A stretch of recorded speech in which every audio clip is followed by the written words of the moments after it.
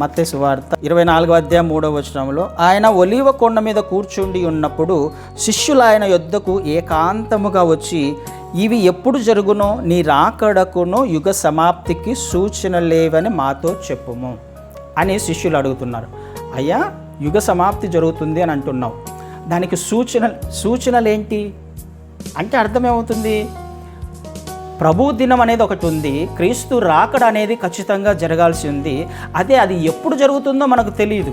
క్రీస్తు రాకడ ఎవరికి తెలియదు, అది దేవునికి తప్ప ఎవరికీ తెలియదు. కానీ ఆ రాకడకు సూచనలు మాత్రం ఉన్నాయి.